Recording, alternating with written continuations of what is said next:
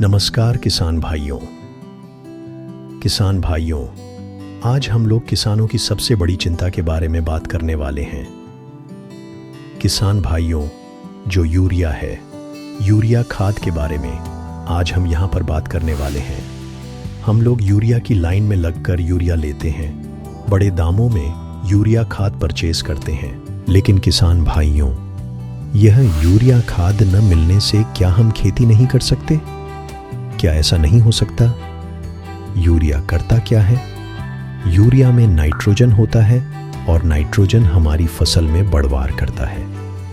फसल की शाखाएं, ब्रांचेस जो आती हैं, वह भी नाइट्रोजन की वजह से आती हैं। तो क्या हम ऐसा सोच सकते हैं कि यूरिया खाद का कोई विकल्प नहीं हो सकता? नहीं किसान भाइयों, ये वीडियो आप जरूर देखें, क्योंकि मैं आज आपको बताने वाला हूं कि यूरिया के बिना भी खेती हो सकती है। और जो विकल्प मैं बताने वाला हूं, उनसे आपके पौधों की बढ़वार भी अच्छी होगी और उपज भी अच्छी मिल सकती है। किसान भाइयों, यूरिया में जो नाइट्रोजन होता है वह अमाइड फॉर्म में होता है, और अभी जो विकल्प मैं बताने वाला हूं वे अलग अलग फॉर्म में हैं। अगर हम रासायनिक की बात करें तो यूरिया का रासायनिक विकल्प सबसे पहले आता है अमोनियम सल्फेट। सही सुना किसान भाइयों, अमोनियम सल्फेट में हमें नाइट्रोजन तो मिलता ही है, साथ साथ सल्फर भी एक अतिरिक्त अन्य द्रव्य के रूप में मिल जाता है। जिन किसानों की मिट्टी का पीएच 7 से ज्यादा है या अल्कलाइन है, वहां यूरिया से नुकसान, लॉस ज्यादा हो सकता है, इसलिए वहां अमोनियम सल्फेट बेहतर विकल्प है। यह नाइट्रोजन को अमोनियम नाइट्रेट फॉर्म में उपलब्ध कराता है। यूरिया डालने के बाद क्या होता है? यूरिया का अमाइड फॉर्म पहले अमोनियम में कन्वर्ट होता है, फिर नाइट्रेट में, तब जाकर फसल लेती है। लेकिन अगर हम अमोनियम सल्फेट डालते हैं तो यह स्टेज कम हो जाती है और हम डायरेक्ट अमोनियम दे देते हैं। यह यूरिया का बहुत अच्छा रासायनिक पर्याय है। दूसरा पर्याय है कैल्शियम नाइट्रेट। इसे आप ड्रिप से भी दे सकते हैं और छिड़काव भी कर सकते हैं। तीसरा पर्याय है 24-24-0। इसमें लगभग 24% नाइट्रोजन होता है और यह घुलनशील है, तुरंत उपलब्ध रहता है, जिससे फसल को जल्दी लाभ मिलता है। यूरिया डालने के बाद उपलब्धता में जो समय लगता है, 24-24-0 देने पर वह समय कम हो सकता है। इसके बाद मार्केट में कई कॉम्बिनेशन फर्टिलाइजर मिलते हैं, जैसे 20-20-0, 20-20-0-13, 15-15-15, जिनमें नाइट्रोजन, फास्फोरस, पोटाश एक साथ होते हैं। इन्हें भी आप नाइट्रोजन के विकल्प के तौर पर चुन सकते हैं। यह तो हुआ रासायनिक विकल्प। अब आगे चलते हैं सेंद्रिय यानी कि ऑर्गेनिक विकल्प पर। इससे भी हमें नाइट्रोजन मिल सकता है। किसान भाइयों, यह बात सुनकर आप हैरान हो सकते हैं कि नाइट्रोजन का बड़ा हिस्सा प्रकृति में ऑर्गेनिक साइकिल से आता है।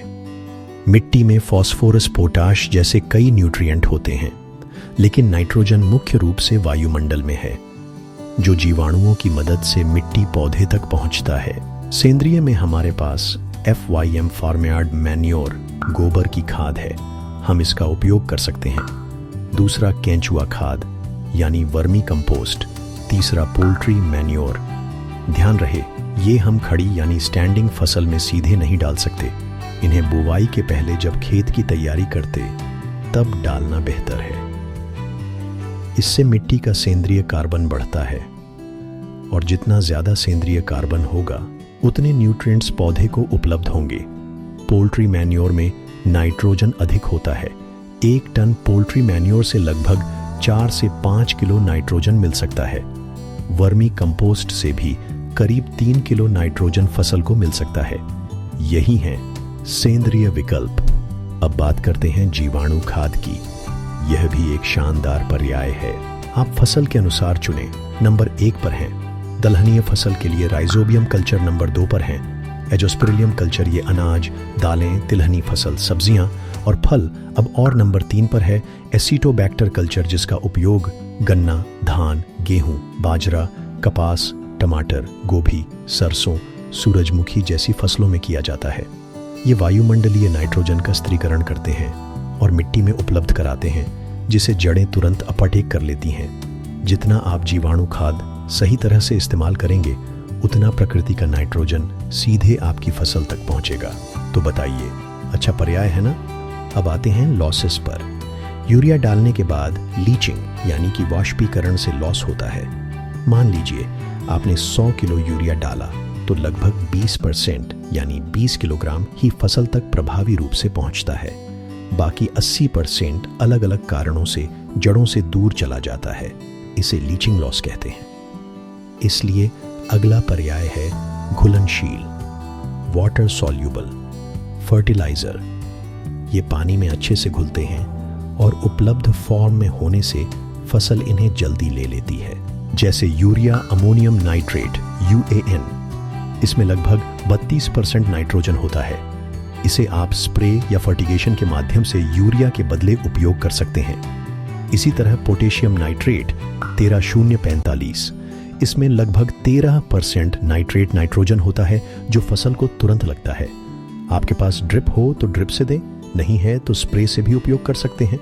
तो किसान भाइयों, मैंने आपको 4-5 साफ पर्याय बताए हैं। अगर मार्केट में यूरिया की शॉर्टेज है तो इन विकल्पों का उपयोग करके आप यूरिया के बिना भी खेती कर सकते हैं, और वह भी अच्छी खेती।